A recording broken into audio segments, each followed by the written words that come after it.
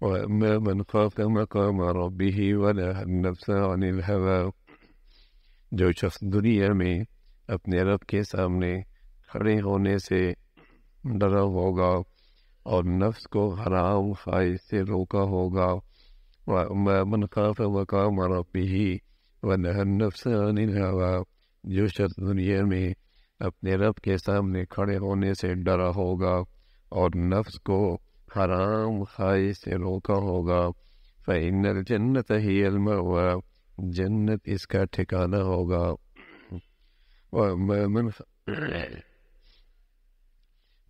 مَنْ خَافَ مَقَامَ رَبِّهِ وَنَهَى النَّفْسَ عَنِ الْهَوَىٰ فَإِنَّ الْجَنَّةَ هِيَ الْمَأْوَىٰ، جو شخص دنیا میں اپنے رب کے سامنے کھڑا ہونے سے ڈرا ہوگا اور نفس کو حرام خواہش سے روکا ہوگا، فَإِنَّ الْجَنَّةَ هِيَ الْمَأْوَىٰ، جنت اس کا ٹھکانہ ہوگا۔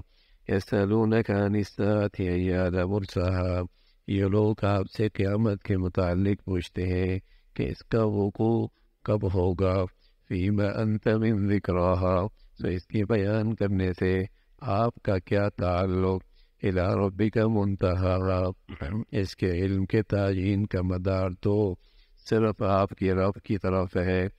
يَسْأَلُونَكَ عَنِ السَّاعَةِ أَيَّانَ مُرْسَاهَا، یہ لوگ آپ سے قیامت کے متعلق پوچھتے ہیں کہ اس کا وقوع کب ہوگا، فِيمَ أَنْتَ مِنْ ذِكْرَاهَا، سو اس کے بیان کرنے سے آپ کا کیا تعلق، إِلَىٰ رَبِّكَ مُنْتَهَاهَا، اس کے علم کی تعین کا مدار تو صرف آپ کی رب کی طرف ہے۔ إِنَّمَا أَنْتَ مُنذِرُ مَن يَخْشَاهَا، اور آپ تو صرف ایسے شخص کو ڈرانے والے ہیں جو اس سے ڈرتا ہو، كَأَنَّهُمْ يَوْمَ يَرَوْنَهَا لَمْ يَلْبَثُوا إِلَّا عَشِيَّةً أَوْ ضُحَاهَا، اس کو جب دیکھیں گے تو ان کو ایسا معلوم ہوگا گویا دنیا میں صرف ایک دن کے آخری حصے میں یا اس کے اول حصے میں رہے، كَأَنَّهُمْ يَوْمَ يَرَوْنَهَا، یہ لوگ جس دن اس کو دیکھیں گے ان کو ایسا معلوم ہوگا جیسے دنیا میں صرف ایک دن کے آخری حصے میں یا اس کے اول حصے میں رہے۔ جو شخص دنیا میں اللہ سے ڈرتا رہا اور اپنے نفس کو حرام خواہشات سے روکا، اس کے لیے کامیابی ہے۔ فَمَنْ زُحْزِحَ عَنِ النَّارِ وَأُدْخِلَ الْجَنَّةَ فَقَدْ فَازَ، جو شخص جہنم سے بچ گیا، جنت میں چلا گیا، یہ کامیاب ہو گیا۔ کامیابی کا معیار ہی ہے، یہ شخص بڑا کامیاب ہے اپنی زندگی میں۔ نہ میاں زندگی میں کوئی کامیاب نہیں ہوتا، کامیابی تو مرنے کے بعد پتہ لگے، کامیابی تو مرنے کے بعد پتہ لگے، کوئی کامیابی نہیں ہے۔ اگر اس کا نام کامیابی ہوتا تو پھر تو قارون کامیاب ہوتا، پھر تو حامان کامیاب ہوتا، پھر فرعون کے پاس بڑی سلطنت تھی، وہ کامیاب ہوتا، پھر ولید بن مغیرہ کے پاس بڑی جاگیر تھی، وہ کامیاب ہوتا، پھر حضرت فاطمہ کہاں جاتے جن کے گھر میں کھانے کے لیے نہیں تھا، حضرت بلال کہاں جاتے جن کی رہائش بھی اپنی نہیں تھی۔ کامیابی کا معیار یہ نہیں، کامیابی کا معیار تو بھائی جب حقیقی زندگی کا آغاز ہوگا پھر پتہ لگے گا کون گدھے پہ سوار تھا، کون گھوڑے پہ سوار تھا، کون کامیاب ہے، کون ناکام ہے۔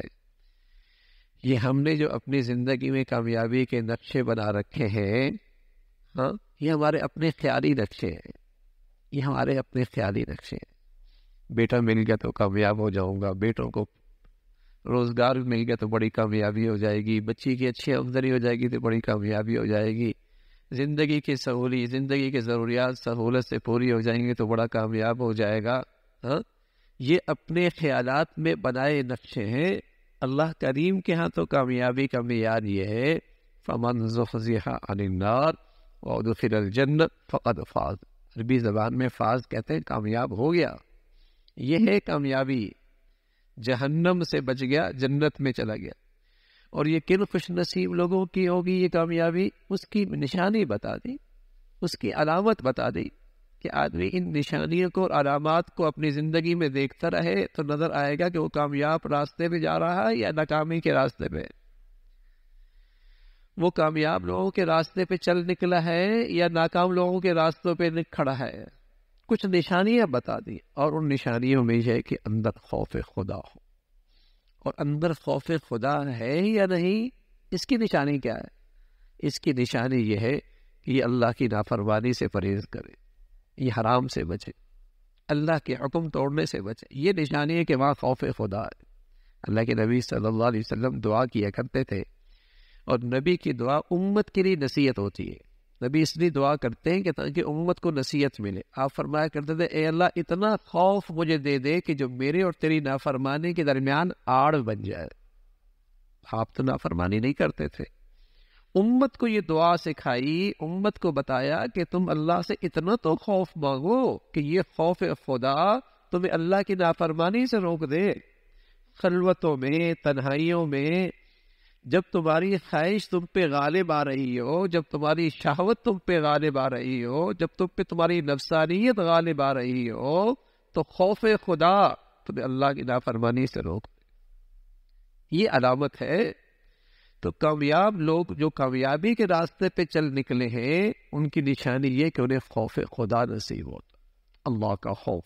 اور اس کی نشانی کیا؟ یہ تو اس خوف تو دل کی کیفیت کا نام ہے نا۔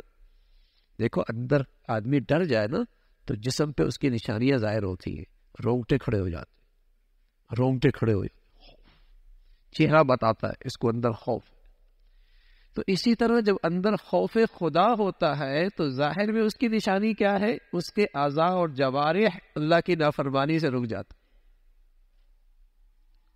اس کے اعضاء اور جوارح سے اللہ کی نافرمانی نہیں ہوتی، اور اگر ہو بھی جائے چونکہ خوف خدا ہے فوراً توبہ کر لیتا، چونکہ اللہ کا ڈر ہے تو فوراً توبہ کر لیتا ہے، گناہ پہ اصرار نہیں کرتا، گناہوں پہ جری نہیں ہوتا۔ گناہوں پہ اصرار کرنا یا گناہ اسٹیٹس بنا لینا، گناہ اسٹیٹس بنا لینا، یہ دل کا خوف خدا سے خالی ہونا ہے، بلکہ یہ نشانی ہے کہ دل برباد ہو گیا۔ تو پھر یہ کامیابی کا راستہ نہیں ہے، ذلت اور رسوائی کا راستہ ہے۔ چاہے اس کے پاس دنیا کے سارے خزانے کیوں نہ ہو، لیکن اللہ کا نافرمان ہے تو یہ بربادی کے راستے پہ کھڑا ہے۔ تو فرمایا کون شخص ہے جو کامیاب ہوگا؟ فرمایا جس میں خوف خدا ہے، اور اس کی وہ چیز اسے اللہ کی نافرمانی سے روک دے، یہ جنتی ہے۔ لوگ آپ سے پوچھتے ہیں اچھا جنت جہنم ہوگی تو قیامت کب آئے گی؟ فرمایا اس کا علم تو اللہ کے پاس، اس کی تعین کا علم تو اللہ کے پاس ہے، آپ کا کام تو اس سے آگاہ کرنا ہے، خبر دینا ہے، جو اس چیز سے ڈرتے ہیں ان کو بتانا ہے۔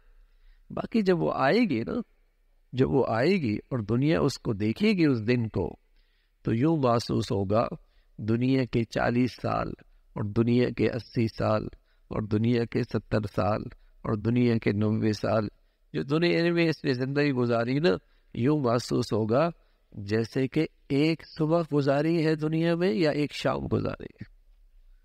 اب یہ میاں بات اللہ میاں کہہ رہے کہ تمہارے 70 سال یوں لگیں گے کہ جیسے ایک صبح، تمہارے 80 سال یوں لگیں گے جیسے ایک شام۔ اب بتائیے وہ کوئی آدمی عقل مند کہلائے گا جو ایک صبح اور شام کے لیے خربوں سال کو خراب کر دے؟ ارے میاں ایک صبح اور شام کو تھوڑا اپنے نفس کو قابو کر لو اور اللہ کریم کو راضی کر لو، پھر مزے ہی مزے۔ ایک صبح اور شام کی تو بات ہے، اس ایک صبح اور شام میں اللہ کو راضی کر لو، پھر آگے مزے ہی مزے۔ تو اللہ کریم کہہ رہا ہے کہ وہ زندگی کا ایک دن تمہیں یوں محسوس ہوگا جیسے تم نے دنیا میں 80 سال 90 سال ایک صبح ایک شام، لم یلبثوا الا عشیۃ او ضحاہا، جیسے دنیا میں ایک شام گزاری یا ایک صبح گزاری۔ تھوڑا سا تو وقت ہے بھائی، اس میں اللہ کی مان لینا اور اللہ کو راضی کر لینا، یہ خوش نصیبی ہے۔ اللہ تعالیٰ اتنا دیتا ہے، اتنا دیتا ہے، ہمیں اتنا دیتا ہے، ہمیں خوشی کر دیتا ہے۔ ایسا ہی نا بھائی، کتنا دے رکھا ہے، لاکھوں کروڑوں سے اچھا دے رکھا ہے۔ تو پھر تو ہمت کرنی چاہیے کہ جب اللہ ہمیں خوش رکھتا ہے تو ہم بھی اللہ کو اپنی نیکیوں سے خوش کر دینا بھائی۔ ہم بھی تو پھر اسے اپنی نیکیوں سے خوش کریں، لاکھوں کروڑوں سے اچھا لگتا ہے. تو پھر اللہ کو ایسا راضی رکھیں، اللہ کی ایسی فرما برداری کریں کہ بس اللہ بھی راضی ہو جائے، اللہ بھی خوش ہو جائے. ہاں یہ میرا بندہ، یہ میرا بندہ.